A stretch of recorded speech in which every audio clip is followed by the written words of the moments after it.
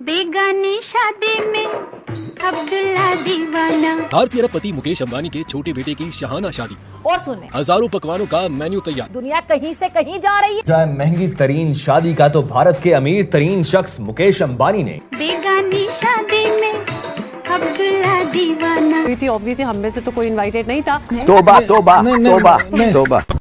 हिंदुस्तान के सबसे अमीर आदमी के बेटे की शादी हो रही है और पूरी दुनिया में इसके चर्चे ना हो, ये कैसे हो सकता है? सही बात है। तकरीबात में शरीक होने वाले मेहमानों का शानदार इस्तकबाल का भी एहतमाम किया जाएगा। मुकेश अंबानी इंडियन बिलियनियर हैं, उनकी सिर्फ कार्ड ही कहीं से मिल जाता है, कुछ भला हो जाता। औकात में रहो, औकात में। इस शादी को दुनिया की महंगी तरीन शादी करार दिया जा रहा है। नामवर शख्सियात शरीक होंगी। जी हाँ, इनकी शादी पे $50 करोड़ का खर्चा आएगा। कोई ये बता रहा है कि ये शादी में 10,000 करोड़ खर्चा हुआ है, कोई कह रहा है 20,000 करोड़ खर्चा हुआ है, कोई कह रहा है 50,000 करोड़ खर्चा हुआ है। अब कितना हजार करोड़ खर्चा हुआ है वो मुझे बिल्कुल नहीं पता। अगर आप लोगों में से किसी को पता हो तो वो जरूर कमेंट सेक्शन में मुझे बता देना कि रियल में खर्चा कितना हुआ है। ठीक है जी। ऐश्वर्या भी पेज देखिए, ऐश्वर्या, आमिर खान, बच्चन, ये कैसे इनके घर वाले हो गए, मुझे इस बात की समझ नहीं आई, लेकिन I guess they must be very close. 1 से 3 मार्च तक गुजरात के शहर जामनगर में आनंद अंबानी और राधिका मर्चेंट की शादी के सिलसिले में शानदार तकरीबात का एहतमाम किया जाएगा। नाज़रीन, एक मशहूर कॉल है कि खुदा उस कौम की हालत नहीं बदलता जिसे खुद अपनी हालत बदलने का ख्याल ना हो।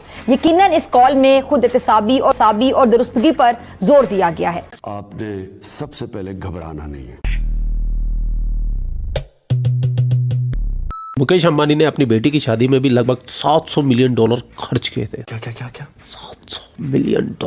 वो कहते हैं ना, पैसा फेंक तमाशा देख।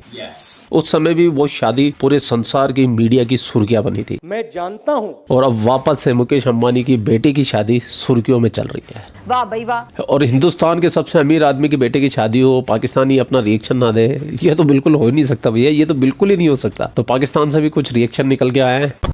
जी हाँ, मुकेश अंबानी के बेटे की शादी है और ये जो आपको साफ दिखाई दे रहे हैं, उनके साथ एक खूबसूरत सी लड़की बैठी हुई है। जी हाँ, इनकी शादी है और इनकी शादी में मैंने ये सुना है, अब कहाँ तक सही है पता नहीं, लेकिन मैंने ये सुना है कि मुकेश अंबानी के बेटे की शादी पर $50 करोड़ का खर्चा आएगा। जी हाँ, ये जो आपको दिखाई दे रहे हैं, जी हाँ, इनकी शादी पे $50 करोड़ का खर्चा आएगा। उसके अलावा जी मुकेश अंबानी जो हैं वो $114 बिलियन के मालिक हैं और साथ साथ जी तकरीबन 2800 डिशेस बनेंगी, यानी कि पता नहीं कौन कौन सी डिश होगी जो नहीं होगी। 200 डिशेस जो हैं वो तैयार की जा रही खाने में। उसके अलावा ये भी बताया गया है कि उनकी शादी से पहले जो है वो तकरीबन 50,000 लोगों को खाना भी खिलाया जाएगा। और साथ साथ जी ये सब चीजें जो है आप जानते हैं कितना महंगा पड़ेगा इनको, यानी कि बिल गेट्स आए हैं और भी कई बड़ी बड़ी जो है वो प्रोफाइल्स जो हाई प्रोफाइल्स हैं वो इनकी शादी में शिरकत के लिए आए हैं और सारा खर्चा जो है वो मुकेश अंबानी ने उठाया है और एक तरह से बहुत ही महंगी ये शादी जो है वो गिनी जा रही है। मगर ये जरूर है कि जो प्राइम मिनिस्टर हैं मोदी जी, उन्होंने कहा है कि जी सब लोग जो है वो शादी हिंदुस्तान में ही करें, कहीं बाहर जाके पैसा खर्चने के बजाय अपने ही कंट्री में पैसा खर्चा जाए। लेकिन ये सब चीजें फजूल खर्ची जो है, जिसे मैं फजूल खर्ची कहूंगी कि भाई इतना ज्यादा पैसा आप लगा रहे हैं, यानी $50 करोड़ का मतलब खर्चा है और उसके बाद जाहिर है कि जो मेहमान बुलाए हैं उनका खर्चा अलग होगा, फिर खाना 2800 डिशेस बन रही हैं वो अलग, और न जाने कितना खर्चा करके, और जबकि इनके पास हैं कितने $114 बिलियन है मुकेश अंबानी के पास। हर जो उस बंदे के पास इतना पैसा वो ऐसी 150 शादियां और भी कर देगा ना तो उसको कोई फर्क नहीं पड़ने वाला। हम लोगों के पास पैसा नहीं है तो ये हमें फजूल खर्ची लगती है। इतना खर्चा करने के बजाय आप सीधी सादी शादी करते आराम से, जैसे वो बच्चन साहब की मूवीज में होता था, पंडित जी आ गए मंदिर में, उन्होंने फेरे कराया और कहा चलो भाई छुट्टी, हार पहना दिया और चलो कहानी खत्म। और ये जो पैसा बच जाता उसमें से अगर आप $2 बिलियन पाकिस्तान को दे देते तो यहाँ से 25 करोड़ लोगों की आपको सारी जिंदगी दुआएं लगती।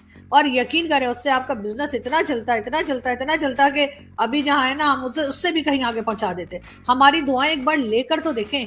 अब मोदी जी के तो मैं कह के थक गई हूँ, लास्ट 2 ईयर्स हो गए, मैं तो गला बैठ गया, लेकिन मोदी जी की समझ में ही नहीं आ रहा कि पाकिस्तान को $2 बिलियन दे दें या चले एक भी हम ले तो हम एक भी लेंगे, लेकिन अगर 2 होंगे तो ज्यादा अच्छा है ना। अकेला क्या करेगा, अकेला बिलियन लेके यहाँ पे अकेला परेशान हो जाएगा, बोर हो जाएगा। तो 2 बिलियन दे दें, 3 भी दे सकते हैं। और आपके पास तो जी 114 बिलियन है, मुकेश अंबानी के पास, अगर 2-3 बिलियन डॉलर पाकिस्तान को दे देंगे तो भाई वो जो नॉन स्टेट एक्टर जा रहे हैं वो भी बंद हो जाएंगे। यकीन के ट्राई करके देखें, हाँ वो नॉन स्टेट एक्टर भी बंद हो जाएंगे। और उसके साथ साथ हम जो कश्मीर कश्मीर कश्मीर हर जगह करते हैं, तो हम वहां पे जाके जो है वो बिल्कुल चुप करके बैठेंगे, खामोश एकदम ऐसा बैठेंगे हम, यकीन कीजिए। और शर्त लगा लीजिए मेरे साथ कि हम बिल्कुल ऐसा ही करेंगे। और हम कहेंगे जी भारत से अच्छा तो देश ही कोई नहीं है। हमने जो भारत के इतने गाने गाने ना, इतनी खुशी के शादियाने बजाने भारत के लिए कि मोदी जी भी हैरान हो जाएंगे कि अच्छा ये मतलब ये तो 2-3 बिलियन में इतना हमारे फेवर में हो गए। और खामखा ही मतलब 2-3 बिलियन तो आप लोगों के लिए क्या है, मतलब आप लोगों ने 14 बिलियन तो आप लोगों ने वहां कश्मीर में लगा दिए, ठीक है ना। और वो भी न्यूज आई थी। तो अगर उसमें से 2-3 बिलियन अगर आप पाकिस्तान को दे देंगे, मतलब उधार दे दें, लोन बोल के दे दें, और उससे क्या होगा, हम खा थोड़ी जाएंगे। हाँ, चाइना की तरफ मत देखिएगा, ठीक है। चाइना जो है वो उसको ना हमारी लैंग्वेज आती है ना हमें चाइना की लैंग्वेज आती है। इस वजह से होता ये कि वो जब पैसे मांगते हैं तो हमें लगता है कि वो हमें और देने को कह रहे हैं, इसलिए हम उनसे कहते हैं ला और पैसा दे दो। ये देखिए लैंग्वेज का प्रॉब्लम है। तो इस वजह से चाइना जो है ना, चाइना के पैसे हम क्यों वापस नहीं कर रहे, क्योंकि जब भी वो हमसे कहते हैं कि पैसा वापस कर दो तो वो चाइनीज में बताते हैं, और चाइनीज लैंग्वेज हमें आती नहीं। तो जो उनकी बात सुनने के बाद जो हम अंडरस्टैंड कर पाते हैं, वो हमें ये लगता है कि वो हमें ये कह रहे हैं हमारे पास बहुत फालतू पैसा पड़ा हुआ है और मांग लो। तो हम फिर उनसे कहते हैं ठीक है सी पैक 2 बना दो। वो कहते हैं 1 नहीं बनाया तो 2 बना दो। हम कहते हैं ठीक है वो भी सही है भाई, 1 भी बन जाएगा, 1 कहाँ भागा जा रहा है, तो 2 पे काम शुरू कर देते हैं। तो इस तरह से हम उनका पैसा वापस नहीं कर पा रहे, हालांकि हर बार हमारी नीयत होती है देने की, बिल्कुल हमारी पक्की नीयत होती है कि हमने पैसा वापस करना है, लेकिन वो मांगते ठीक तरीके से देंगे।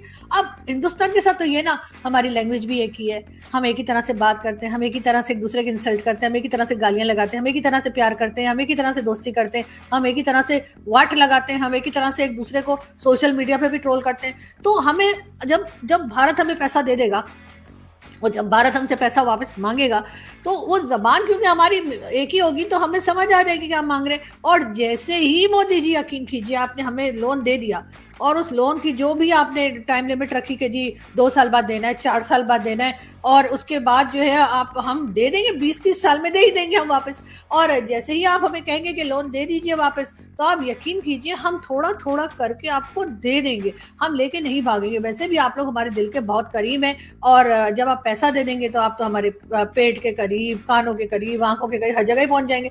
तो प्लीज इस पे जरा गौर कीजिएगा, और ये मुकेश अंबानी साहब को थोड़ा सा समझाइए कि पैसा इतना खर्च नहीं करते शादियों पे, थोड़ा पैसा बचा लीजिए और पड़ोसियों को दे दीजिए। और क्या है कि जी आपको मतलब दुआएं तो अलग मिलेंगी, लेकिन साथ ही साथ हम एकदम सुधरे में मिलेंगे।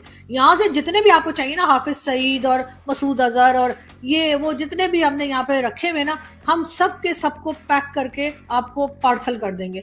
आप पे रखिएगा, फिर आपने उन्हें जेल में रखना है या उनका कुछ भी करना है, वो आप लोग जाने वो जाने, हमारा कोई लेना देना नहीं होगा। अमीर आदमी देखा नहीं, भीख मांगना शुरू। ये पाकिस्तान की नेशनल आइडेंटिटी बन चुकी है भीख मांगना, क्योंकि इनका वजीर आजम जाके भीख मांगता है, इनका आर्मी चीफ जाके भीख मांगता है, इनकी आवाम विदेशों में जाके भीख मांगती है। तो ये पूरे मुल्क का नेशनल कैरेक्टर बन चुका है भीख मांगना, और इनको कोई शर्म नहीं है भीख मांगने के अंदर।